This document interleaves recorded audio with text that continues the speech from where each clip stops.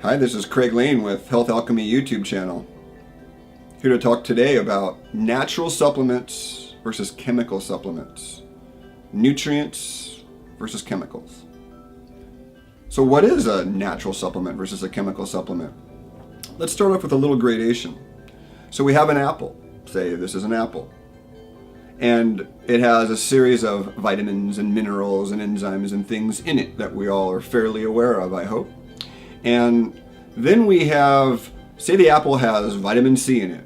We've all heard of vitamin C. Good for the immune system, good for the connective tissue.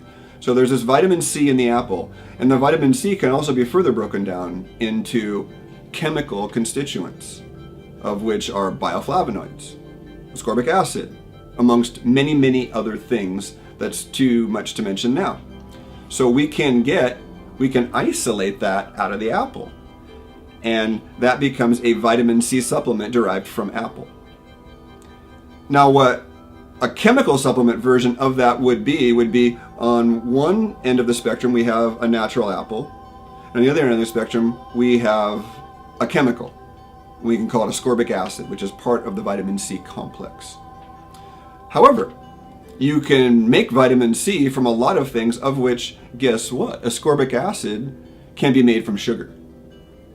Mainly, my point here is genetically modified corn sugar can be converted to ascorbic acid very inexpensively, very cheaply. And that's got side effects because it's on the spectrum to a drug. So we really want to stay more in the food side of the spectrum because that's where health has been determined for thousands and thousands and thousands of years. If you go the other way, i.e. you're going to your health food store and you're buying your multivitamin, and it has vitamin C, and it has boron, and it has calcium, and it has vitamin E, and it has vitamin B, well, guess what? Derived from chemicals. So they're on their way to being like a drug. So if you go to your doctor and you get an antibiotic, that's a very extreme example of what we're talking about, in that it's all chemically based, made in a chemical laboratory. And that's the way ascorbic acid and vitamin E and some of the vitamin Bs and the vitamin Ds out there, they can be made from chemicals. Some of which are coal tar waste, some of which are manufacturing waste. And most of us don't know that. So we're wasting our money. We're pissing out chemicals. We're stressing our liver and our kidneys.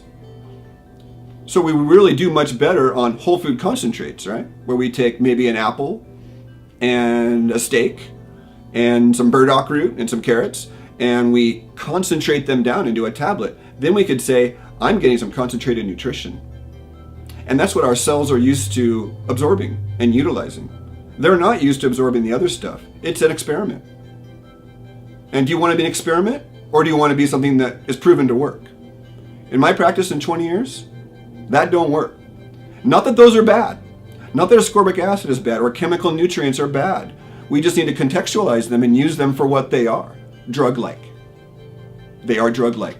Therefore, they need to be treated as such and never given long-term. We're looking at a 3 to 6 month window. Hey, let's give some niacin. Helps peripheral circulation.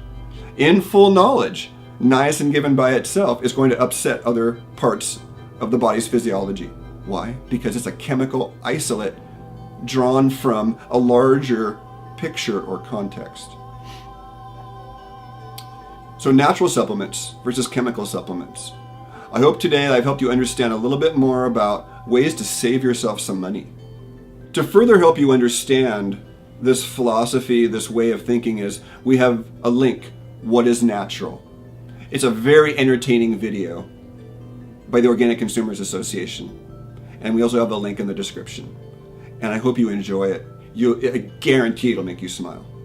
And this is Craig Lane with Health Alchemy, hoping you enjoy the other videos on our YouTube channel for education and enjoyment.